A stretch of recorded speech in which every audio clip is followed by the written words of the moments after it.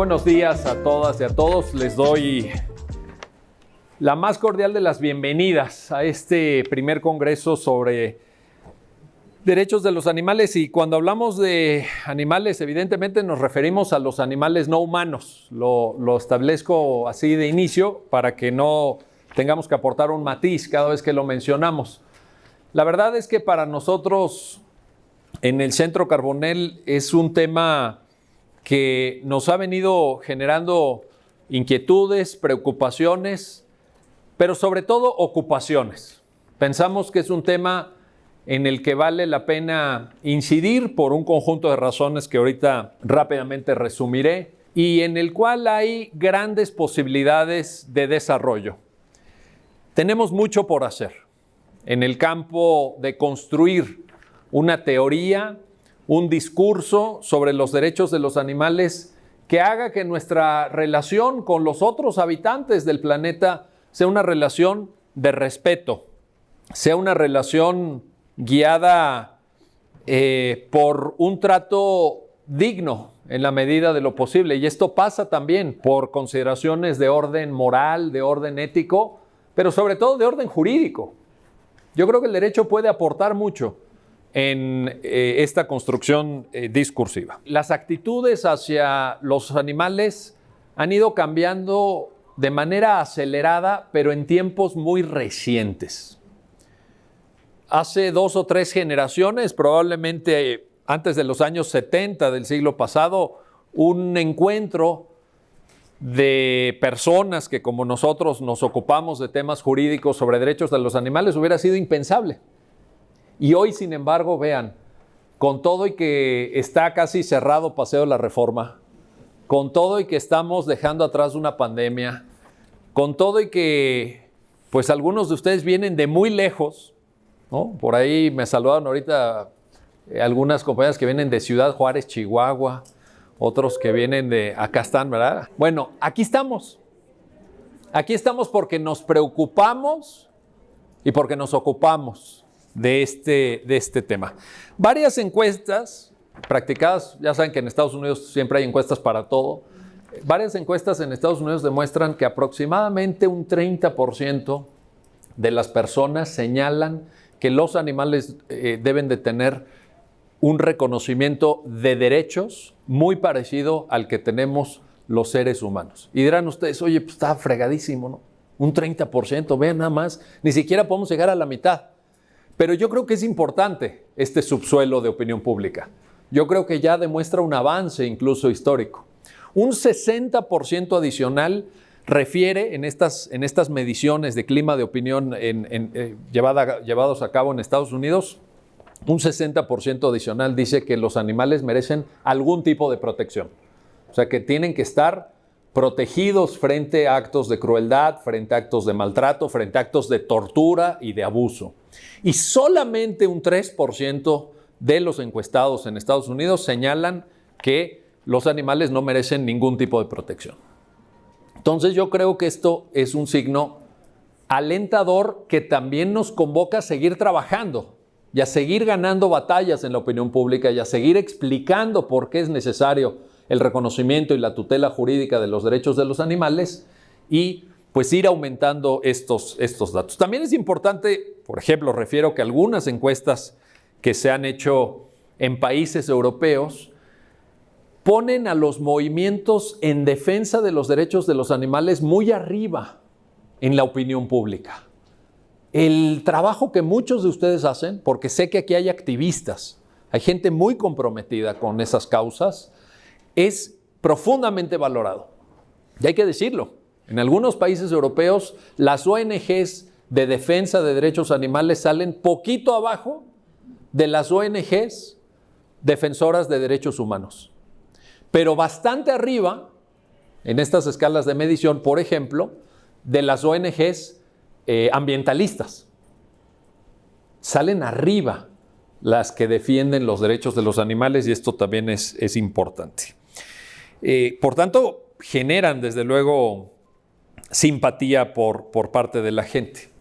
También es relevante mencionar que en esta tarea donde nosotros como Centro de Estudios Jurídicos estamos abonando y aportando, y pues obviamente con el apoyo y el compromiso de todas y todos ustedes, se enmarca en una tendencia cada vez más pronunciada donde han venido aumentando el número de publicaciones, de libros, por ejemplo, de entradas virtuales en internet, de blogs sobre el tema de los derechos de los animales, etc.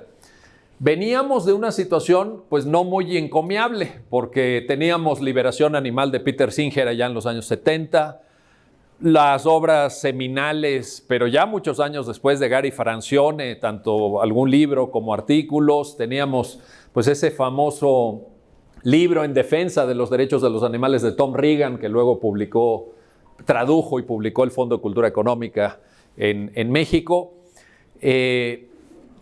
Y no demasiado más, ¿no? No demasiado más. Hoy, afortunadamente, cada vez hay más gente escribiendo, cada vez hay más gente pensando, cada vez hay más gente analizando desde universidades, por supuesto, este tipo de temas, incluso en México. Y esto hay que decirlo con orgullo, y hay que decirlo en voz alta, y hay que decirlo con toda claridad y con toda transparencia. Miren, ustedes van a escuchar el día de hoy a dos autores de libros excelentes sobre el tema.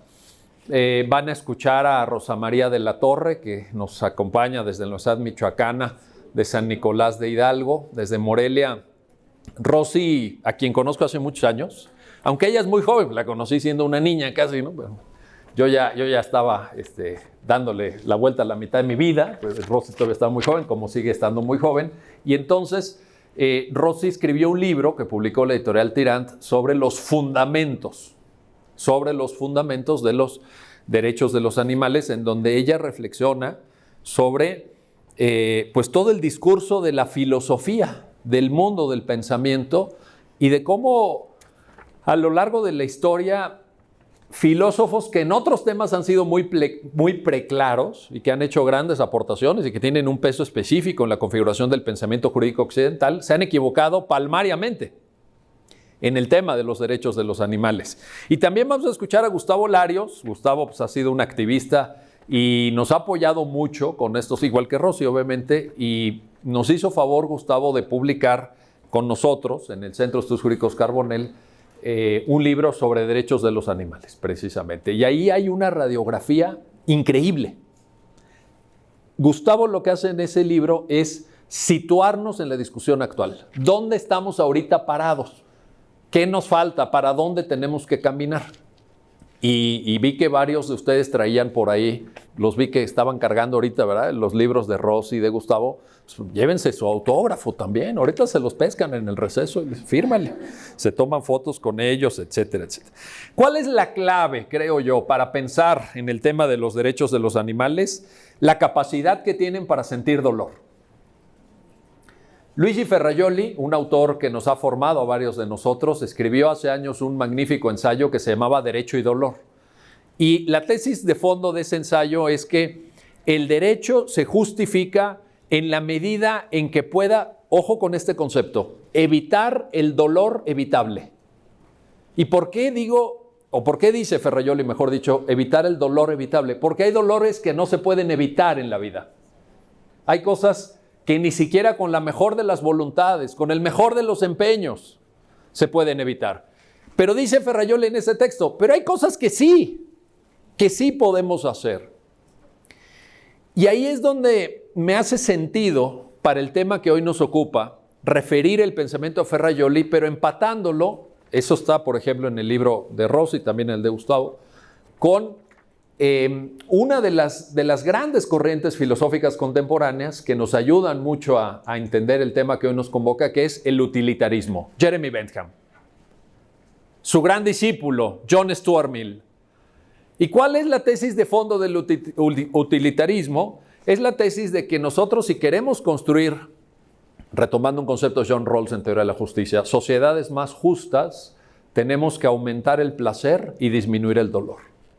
Y esas son dos cosas que en la lógica utilitarista y en los herederos del pensamiento utilitarista se pueden medir. Y dice Ferrajoli, específicamente el dolor se puede medir. ¿Por qué? Porque si yo me acerco con cualquiera de ustedes ahorita y les pellizco el brazo, van a sentir dolor. Van a sentir dolor y inmediatamente van a reaccionar. Y eso no es algo exclusivo de los seres humanos. Eso es algo que nosotros, eso que en la teoría de los derechos animales llaman la sintiencia, compartimos con otros seres vivos. Y esa es la clave. ¿Por qué necesitamos hablar y pensar sobre los derechos de los animales? Porque ellos pueden sentir dolor. Y si nosotros queremos construir una sociedad más justa, necesitamos evitar ese dolor. Y necesitamos procurar que en la medida de lo posible, estos animales tengan vidas que vale la pena vivir. Vidas que reflejen experiencias positivas. Quizá nosotros como seres humanos le llamamos placer y quizá los animales le llamen correr en el prado o estar bien alimentados o una caricia o un juego. Está bien, cada quien lo entiende a su manera. Habrá gente aquí que diga, para mí lo más placentero que puede haber un sábado en la mañana es estar viendo el fútbol. Bueno, hay gente así, ni modo. Hay gente para todo, ¿sí o no? Echándole porras a la América. Sí, hay gente muy rara, no sé. Pero en fin. Y en este contexto, a nosotros como Centro Carbonell nos interesa mucho el tema porque cuando yo empecé a platicar con Gustavo, cuando platiqué con Rosy, leí sus libros, obviamente. Gustavo además generosamente me invitó a escribir el prólogo de su libro. Me encontré con un objeto de estudio y de análisis impresionante porque cuestionaba todo lo que yo llevo hace 20 años haciendo. Entonces, por ejemplo, cuando nosotros, algunos de ustedes a lo mejor lo saben, tengo varios libros en materia de derechos humanos, y cuando nosotros escribimos sobre los fundamentos de los derechos humanos, hablamos, por ejemplo, del concepto de dignidad. Decimos, a partir de la reforma, sobre todo de junio de 2011 a la Constitución mexicana, los derechos son inherentes a las personas, porque lo que hace el ordenamiento jurídico es reconocer y no otorgar. Todo este debate, pues en realidad, cuando te enfrentas al tema de los derechos de los animales, se cuestiona. Se cuestiona, por ejemplo, a los sujetos que deben de estar protegidos por los derechos humanos. Y ahí es donde otro concepto, así como el de sintiencia, hace mucho sentido en el debate sobre los derechos de los animales. El concepto de especismo, ¿no? Que ustedes estudian y que es muy conocido porque supone una forma de exclusión y supone una forma de discriminación hacia especies distintas a lo que somos los seres humanos. Y entonces la pregunta desde la teoría de los derechos es, ¿y esto por qué o qué? Y cuando te enfrentas a una visión evolutiva del discurso de los derechos, pues esta pregunta hace mucho sentido. Cuando leía los libros de Gustavo y de Rosy, me acordaba, por ejemplo, que en 1857, fíjense, en 1857, que tampoco es así que digas, híjole, en el Paleolítico, no, 1857 está a la vuelta de la esquina de nuestro pasado. La Suprema Corte de Estados Unidos dictó la que ha sido calificada de manera unánime como la peor sentencia de toda su historia, que es Dred Scott versus Sanford. Y en Dred Scott, la Suprema Corte de Estados Unidos le negó el reconocimiento de personalidad jurídica a las personas por su raza. Por su raza.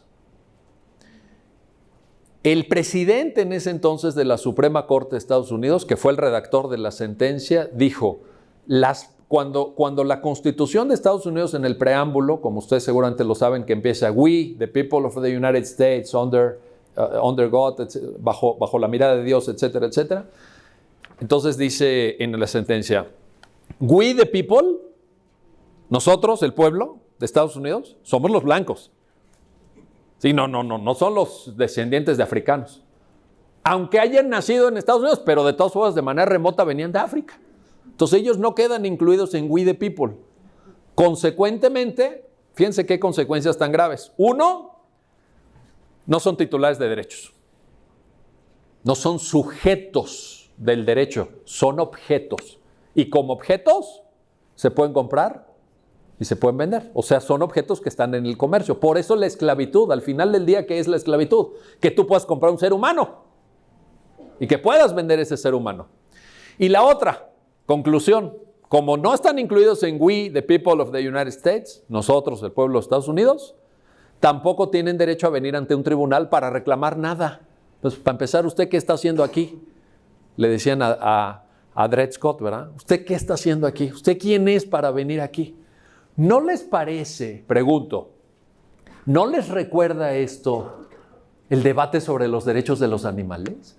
¿No les recuerda esa visión que dice que los animales son solamente cosas y no sujetos titulares de derechos? ¿Y no les recuerda el tema de que, pues, ¿cómo va a venir un animal a reclamar sus derechos? Es lo mismo, ¿sí o no? Entonces esto, ojo, porque ¿qué mensaje nos está enviando desde el pasado Dred Scott? Nos está enviando el mensaje de que no nos podemos equivocar cuando pensamos en los sujetos titulares de los derechos. ¿Y cuál va a ser el criterio para trazar un círculo alrededor nuestro y decir, no, espérate, en este círculo nomás entramos nosotros? No, los demás, que son personas que son sujetos que sienten dolor, que son capaces de experimentar sufrimiento, que son capaces de comunicarse. Claro, a lo mejor no con formas tan elaboradas, ¿no? Dicen, todavía no sale en el mundo canino el equivalente a Don Francisco de Quevedo. Bueno, no. Todavía ningún pez ha sido capaz de escribir el Quijote. Bueno, no. Pero eso no quiere decir que no tengan niveles muy elevados de comunicación entre ellos, muy sofisticados en el mundo animal. Entonces, creo que verdaderamente esto está cuestionando por lo menos el trabajo que hacemos. Ahora, para terminar y dar paso ya a la primera intervención, les diría lo siguiente. Yo creo que es un tema, honestamente se los digo, yo sé que algunos de ustedes llevan muchos años en esto, pero creo que es un tema todavía en construcción, en el que habrá que ir generando consensos, porque pues también he visto que entre quienes llevan muchos años en esto, pues y es lógico, también pasó en temas de género, pasó en la lucha contra el apartheid en muchos países, etcétera. Pero entre ustedes tienen profundas divergencias, ¿no? Tienen puntos de vista opuestos y puntos de vista contrarios. Yo lo atribuyo a que es un tema emergente, generacionalmente hablando. Piensen en Liberación Animal de Singer, los años 70.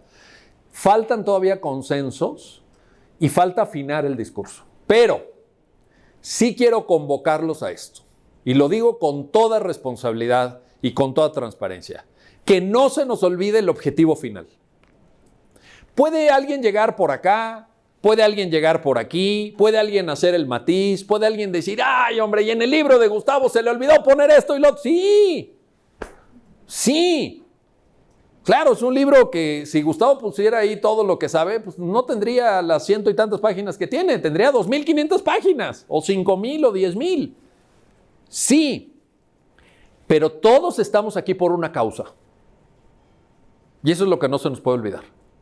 Yo a eso los convoco, a mirar la causa, a mirar la razón de ser de que estemos aquí, a no olvidar cuál es la lucha y a respetar los discursos de los demás con los cuales podemos o no estar de acuerdo. Todavía hoy, vean, algo que llevamos tantos años platicando, como puede ser la libertad de expresión. ¿Ustedes creen que no hay debates sobre libertad de expresión hoy?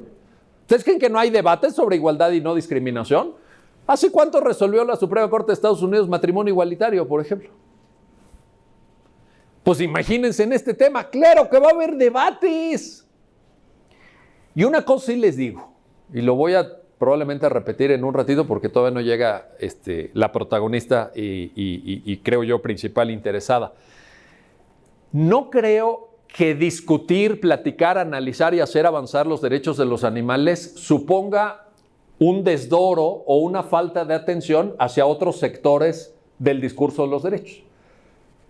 Y lo digo porque hace poco platicando con una persona que es activista, igual que muchos de ustedes sobre derechos de los animales, salió el tema de la sentencia de Querétaro. Ahí viene la jueza, va a venir, está a punto de llegar en un ratito la jueza que dictó sentencia, la queremos escuchar. Y también antes de que llegue, de una se los digo, le queremos rendir un homenaje, ¿no? Sí, porque lo merece. Pero platicando con un activista de esta sentencia me decía, es que es increíble que lo que no hemos logrado durante tantos años para combatir el feminicidio, con mayor efectividad se haya logrado para proteger a 2 perritos. Pues yo no, la verdad no entendí. No entendí. Perdón, pero ¿qué tiene que ver una cosa con la otra? ¿Qué no en México somos muchísimas personas que nos alcanza para discutir de todos los temas? O ahora en Facebook que estuve anunciando el Congreso, subía yo el póster tan bonito que nos diseñaron acá la gente de diseño, etcétera, y me dejaban comentarios. Y me decían, ¿y qué pasó con el aborto? Así me decían en mi Facebook. ¿Y qué pasó con el aborto? ¿No? Sí, no. Y con el robo a casa habitación, y con el robo a transeúnte, y ¿qué pasó? Sí. Pero yo creo que el tema que hoy nos convoca ni quita atención, ni quita preocupación. Muchos de nosotros, claro que estamos preocupados por los feminicidios. Claro que estamos preocupados por la igualdad y la no discriminación. Claro que estamos preocupados por la impunidad. Pero eso no quita que tengamos sensibilidad y cuidado respecto de las otras especies que habitan con nosotros el planeta. Y termino con esta reflexión. El planeta no es nuestro. No es nuestro. Y no hay ninguna excusa, como estas excusas tontas que a veces se ponen para sojuzgar a los animales cuando se dice, pero es que nosotros somos los inteligentes. Ah, caray. Yo digo que hay muchas pruebas, por lo menos para cuestionar esa afirmación, ¿no? Pero muchas pruebas.